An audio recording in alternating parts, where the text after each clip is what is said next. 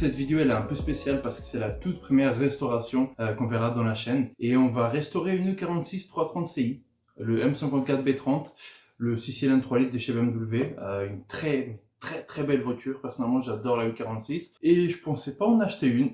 J'ai eu la bonne occasion, je l'ai saisie, je l'ai achetée et honnêtement je m'éclate actuellement avec cette voiture. C'est un peu une sortie des granges, c'est-à-dire qu'elle a pas roulé pendant 2-3 ans. Les anciens proprios n'ont pas pris trop soin de la voiture non plus, mais j'étais conscient en achetant la voiture que j'allais avoir ce genre de galère, bien évidemment. Y compris les maladies E46, on les connaît. On a commencé dans un parking public, parce qu'on n'avait pas encore de local comme maintenant, mais il y aura une autre vidéo par rapport à ça. Donc on a changé les freins, les disques et plaquettes arrière parce qu'ils étaient morts, mais morts de chez mort. Et pour quelqu'un comme moi qui est pas du tout mécano, qui apprend petit à petit, faire une restauration de ce genre de caisse, c'était vraiment un big challenge que vous allez voir juste après. C'est un peu une caisse qui est sortie de grange. Il y a le moteur, il a changé aussi. Coucou, bah, pas mal la coque. Mais niveau intérieur, on est plutôt carré. Niveau outils, on est plutôt sympatoche. Outils BMW. Hein? C'est quoi ça? Oh là là. Ça respirera un peu plus meilleur.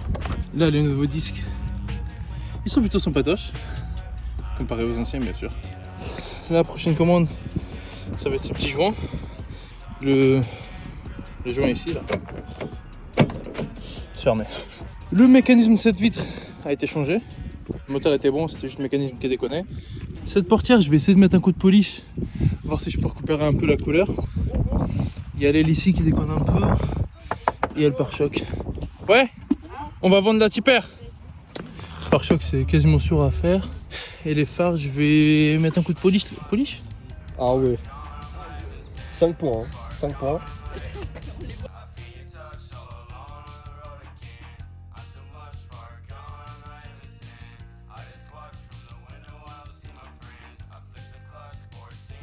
Pour l'instant, ça ressemble à ça. Comparé à avant, bah, c'était ça. Ça, faudrait encore repasser dessus, mais là, honnêtement. Et en vrai, mais avec le flash, tu vois directement la différence. Et là, à l'arrière, logo 330 Ci. Non seulement, du coup, on a les nouveaux freins, et également le nouveau filtre à air. Là, malheureusement, la peinture, elle déconne de fou. Je m'attendais qu'il soit dans un pire état, qu'il tombe partout. C'est juste les montants qui déconnent. Il faudrait que je les retire complètement, que je rachète la colle et peut-être du tissu. Mais l'intérieur, il est plutôt clean. L'intérieur, bon, si je la nettoie bien sûr. Mais derrière, je vous ai pas montré tout à l'heure. 330 Ci, 6 cylindres en ligne, 3 litres, vraiment magnifique. C'est... Comparé à ma série 1, c'est une vraie caisse, on va dire. Je suis pas habitué à faire ce genre de vidéo, j'espère qu'on me voit bien en tout cas. On reprend la petite vidéo sur la E46. Qu'est-ce qu'on a à faire? Il y a la vidange, mais ça sera pas fait tout de suite parce que j'ai pas le local dispo. Et oui, on a un local. Je sais pas si quand cette vidéo elle sera prête, on a déjà fait la vidéo présentation locale. Non. Ce qui me saoule vraiment beaucoup, c'est la résistance chauffage. Pourquoi je dis ça? C'est parce qu'en fait quand il fait froid, j'ai de la buée, je peux pas l'enlever. Donc rouler avec elle quand il fait froid, c'est impossible. Toute la partie passager pour accéder à la résistance et également au fusible. Parce que j'ai pas encore checké les fusibles de cette voiture. Et je sens qu'il y en a quelques-uns qui ont cramé. Le petit drapeau underground, la petite vue qui est magnifique. Ah bon, c'est beaucoup mieux que travailler dans un parking comme vous avez vu au tout début quand j'ai fait les freins, quand on a mis un coup de polish. En parlant de ça, ça a bien tenu. Ça fait déjà presque un mois parce que je suis parti à l'étranger donc j'ai pas eu trop le temps de m'occuper d'elle. Et je dois encore en passer là parce que vous voyez la différence. Donc niveau intérieur, qu'est-ce qui a changé? On a une petite housse de volant qui a été cousue. Qu'est-ce qu'il y a à faire maintenant là-dessus? C'est que je dois débrancher la batterie, enlever l'airbag pour ensuite enlever cette partie en plastique pour caler ça à l'intérieur. Donc qu'est-ce qu'on a? Ah oui, on a également la petite courroie d'accessoires. On va également changer le tendeur. Qu'est-ce qu'il y a d'autre à faire? Je pense faire une peinture sur certains éléments comme le pare-choc avant et peut-être le pare-choc arrière. Il y a là, c'est bête. En vrai, c'est vraiment le pare-choc avant qui me saoule un peu parce que la peinture avec l'âge, c'est parti. Là, on a le responsable drone. Ça va le drone? Voilà. Là, on a un miroir pour fumer son gros fiac. Avant ça, je dois expliquer ce que j'ai déjà fait. Pour info, ce qui a été fait au tout début, avant que je commence à filmer le projet, c'est que ce phare-là, il voulait pas marcher. Et dès que j'ai touché cette partie-là, bah, en fait, il y a tout qui s'est décollé. Donc, bon, avec la colle à pare-brise, j'ai collé. C'est dégueulasse. Oui, ça fonctionne. Oui. J'ai dû enlever cette platine. J'ai dû enlever la platine. Voilà, ça, c'est l'ancienne platine. Vous voyez, elle est cramée au milieu. Et le problème, c'est que ça a cramé la platine et également le câble. Donc, j'ai commandé une platine. J'ai changé les câbles, donc j'ai fait la connexion comme vous voyez ici. Et maintenant ça fonctionne parfaitement. Nouvelle platine et tout, donc voilà. Donc là actuellement, je suis en train de démonter tout pour accéder à la résistance. Ce serait super bien. J'ai sûrement une tête de con, c'est sûr. Ce serait super bien que le problème de chauffage vienne uniquement de la résistance. Parce que si c'est le moteur, ça va me casser un peu les couilles. Surtout qu'en plus on a le Youngtimer dans un week-end. Je dois juste dévisser là. Et normalement ça devrait sortir. Normalement. Du coup, c'est à peu près ça qu'on doit voir. Dès qu'on est là. Cette vis là. Et une autre vis qui est juste là quelque part. Normalement la résistance elle est dedans. Donc, après pas mal de combats, j'ai réussi à enlever l'ancienne résistance. Et ça c'est la nouvelle, beaucoup plus petite. Là, moment de la vérité, j'ai branché la nouvelle résistance. Et normalement...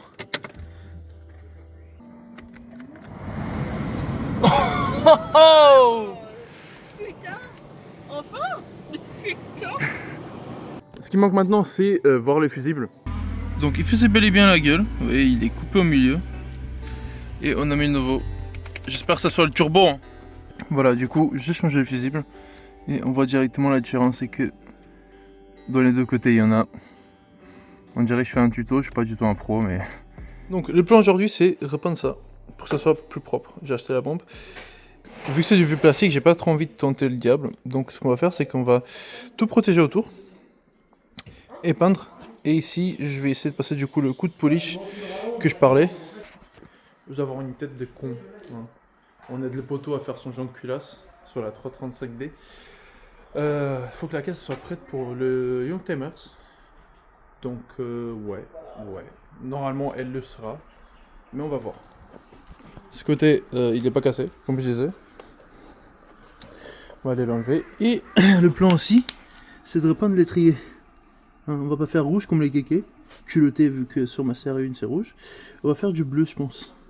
Soit bleu, soit gris, mais le gris va trop se cacher par la jambe. Donc le bleu, ça va bien matcher avec la couleur. Et honnêtement, ça pourra passer très très bien. Donc, qu'est-ce qu'il y a d'autre à faire avant le vêtement? Il y a la fameuse vidange, la grosse vidange, parce qu'elle le mérite. Je pense qu'on va partir sur du 5,40. Il y a le CCV à changer, parce que je suis quasiment sûr qu'il est HS. Et également le bocal de la direction assistée. Il y a sûrement un nom plus pro pour ça, mais je ne m'en rappelle pas du tout. Parce que E46, maladie, c'est que ça fuit. Donc on va remplacer ça. Je l'ai commandé ce matin et ça arrive dans la semaine. On a 2 semaines pour tout faire. Le plus chiant c'est fait. C'était de protéger toute la caisse.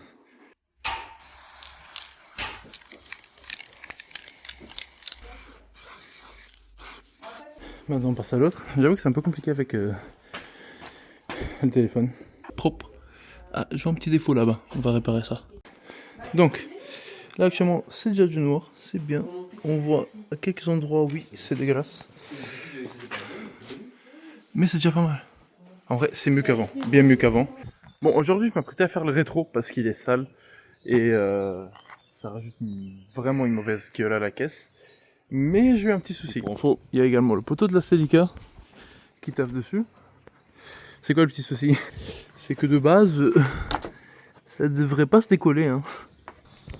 le souci c'est que soit j'en commande et j'ai pris pour que ça arrive avant la date à laquelle je dois la sortir. J'ai enlevé ça pour voir la connectique pour être sûr de commander la bonne. Ça serait pas la première fois que je me fais enculer. Maintenant on va attaquer ça et après attaquer l'autre. Et je voulais voir également pour faire les anti-brouillards. Tiberiu m'a passé ces petits produits pour le cuir à l'intérieur. Donc on va aller faire ça d'abord. Bon, le avant ça ressemble à ça. Oui.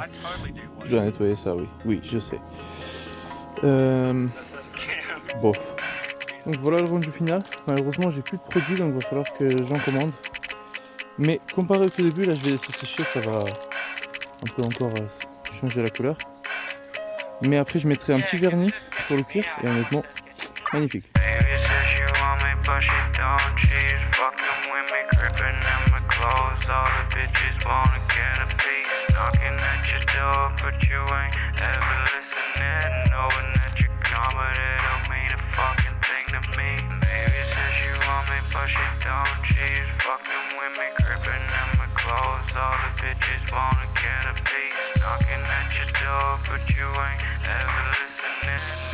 La différence entre un mec qui sait ce qu'il fait et moi. Pour vous donner une idée de comment c'est, maintenant on voit beaucoup mieux, c'est beaucoup moins sale, c'est 3000 fois mieux. Et ce côté là, vous voyez il est encore jaune, mais déjà la gueule du phare à droite elle était horrible et maintenant 3000 fois mieux. Et également l'anti-brouillard, qui était pas beau du tout. Pour celui-là, j'ai passé la commande, en espérant que ça arrive, mais je peux pas partir du local sans phare. Donc bien évidemment, je vais le coller. Donc actuellement, ce qu'on est en train de faire, oh, il y a un signe, c'est très beau. Donc qu'est-ce qu'on est en train de faire? Mais il regarde mal. On est en train de coller le joint de la portière et également les coques du rétro. Tout est en train de coller petit à petit et ça va jusqu'en bas. Donc il y a quand même du taf. Là on a Tiberiu avec sa petite Celica. Je peux avoir un avant-première du parc. Avant-première, on va voir. On va aller voir, je pense qu'elle a monté un nouveau pare-choc. Déjà il y a le petit pare-choc arrière. Oh, c'est une Celica quoi. Ouais. Oh, ouais. Qui est très très beau. Là-bas ça fait du drone. Petite vidange, parce qu'elle mérite. Du 540. Pour la vidange, j'ai complètement oublié de filmer. Mais c'était assez drôle parce que le filtre à huile, il ressemblait à ça. Ouais, vous voyez le petit alien? Ouais, c'était un peu ça. Mais en plus moche en fait. Cette beauté là. C'est incroyable. Ça c'est le polish la dernière fois. C'est incroyable. Mais là dedans, on a du coup le nouveau clignotant, les nouveaux plutôt, parce que du coup j'en ai commandé 2, et finaliser les étriers. Et pourquoi je ne l'ai pas fait plus tôt, c'est parce que j'ai perdu la 2 anti-vol. Ouais. Mais j'ai eu la chance de ma vie, et Amo Samaritan m'a arrêté pour me proposer des jantes. Moi j'ai dit non, mais par contre j'ai un problème avec les écrous, il m'a dit je peux t'aider. Il avait un kit d'extraction, et j'ai les 4 écrous. Je cherche encore la 2, il est certainement dans le local.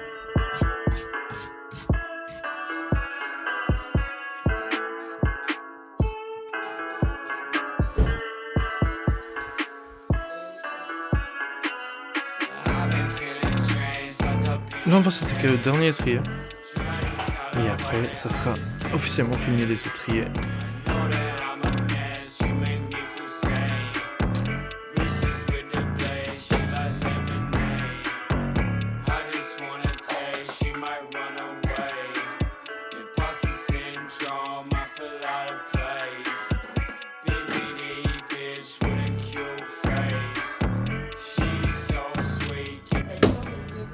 Ah, la vidange de clignotant, je l'ai pas encore faite.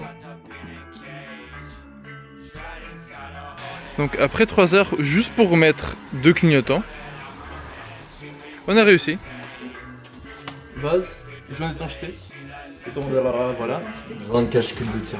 C'est pareil, c'est pas. Bon, en aucun cas c'est un tuto, parce qu'à tout moment la caisse va brûler.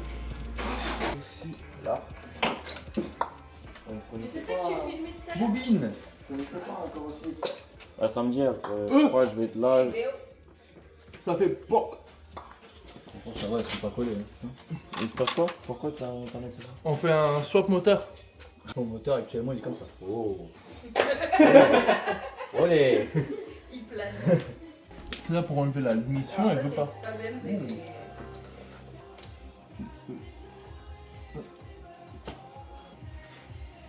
Oh, déjà, bien évidemment. Tout est calculé. Ah bah, il y en a un qui est resté là-bas, l'autre il doit être dans le. Ça va. Il y a du jeu? Non, ça va. Ouf. Hein? Le bonus? Bonus. Ouais, c'est ça. Et ça, c'est la visa. Ce truc que j'ai enlevé là, c'est la visa. Oui, visa, carte bleue si tu veux, comme tu veux. Carte bleue? Vas-y, carte bleue. Du coup, le fameux CCV qu'on va changer. Et là, on a du coup enlevé. Donc là, ces petites pièces que je vais nettoyer sans trop forcer parce qu'on peut abîmer l'intérieur. Et celle-ci. Tous les tuyaux qui sont liés également. Celui-là, et voilà. Et ben on continue.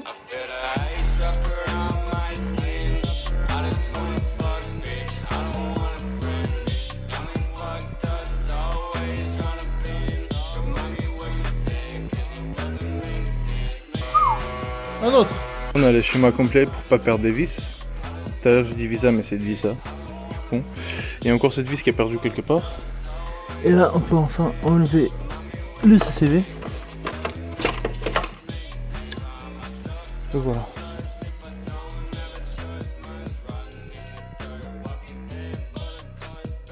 Bon, on va passer au remontage.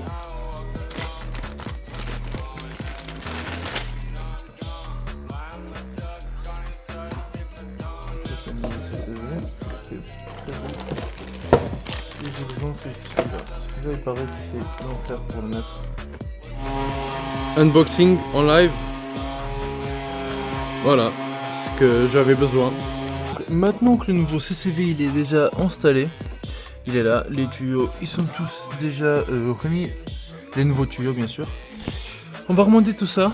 J'ai par magie trouvé la fameuse vis qui était perdue à moteur. Et après on s'attaquera au vase DA parce que belle maladie E46 ça fuit partout. Du coup j'ai acheté un vase plus les durites qui vont avec, comme ça au moins tout est neuf.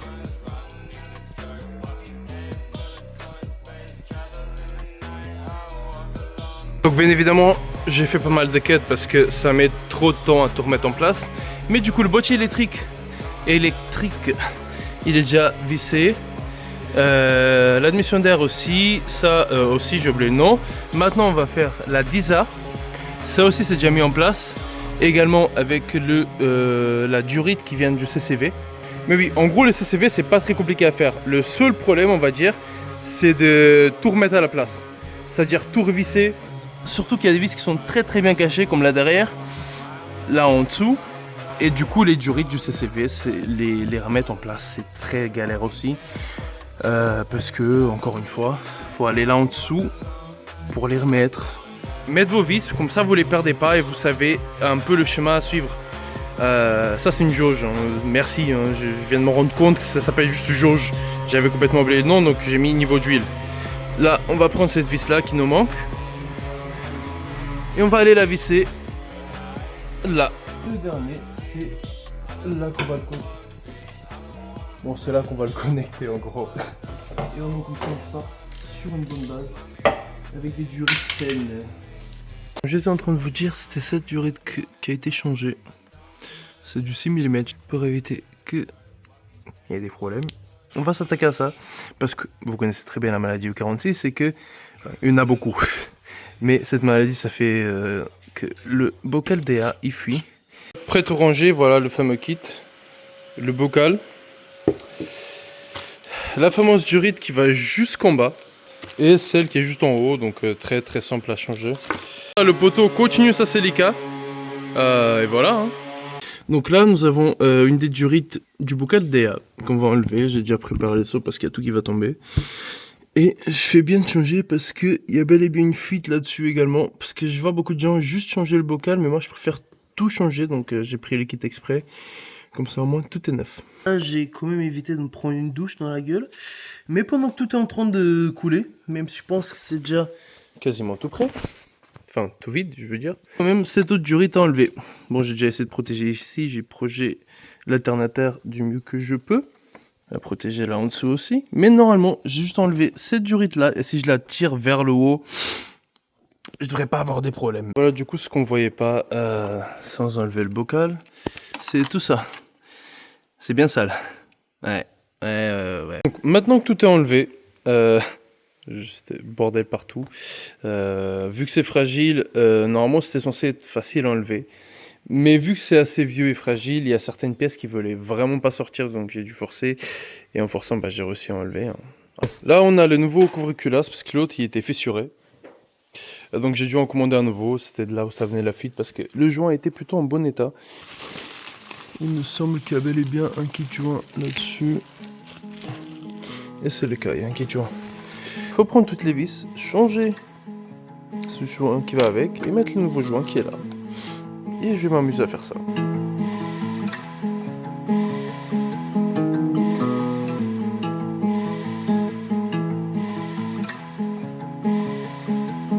Bon, je refais un autre test. Hein. Ok. Le plan c'est là. Et après.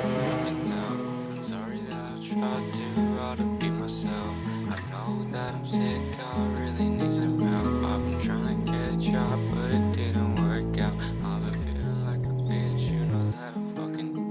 I'm sorry that I tried too hard to be myself. I know that I'm sick, I really need some help. I've been trying to get a job, but it didn't work out.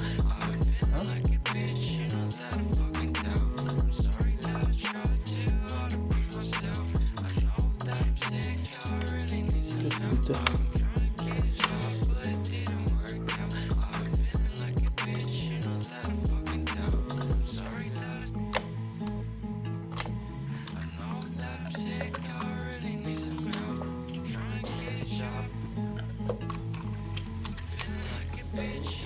Quasiment, ouais.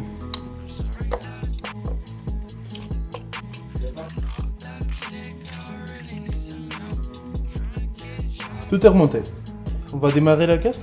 Enfin, brancher la batterie et démarrer la caisse. Bon, la batterie elle est branchée. Et ça va être le moment de la vérité maintenant. Tout est remonté, enfin sauf le filtre à pollen que je ferai juste après. Voilà, déjà la batterie elle tient. Faudra que je teste avec une plus grosse batterie.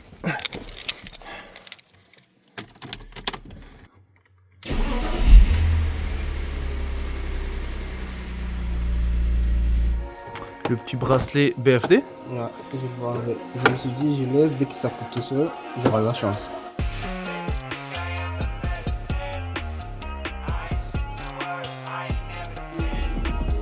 Stylé.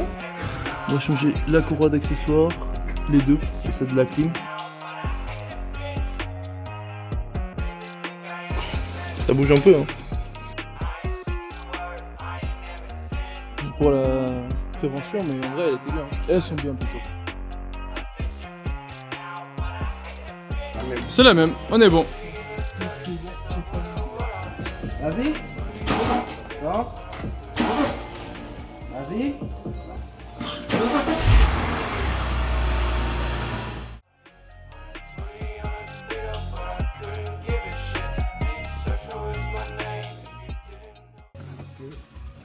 Oui, il a un peu galère à sortir. Donc pas besoin de remplacer. Bah nickel. 10 ans en bon état.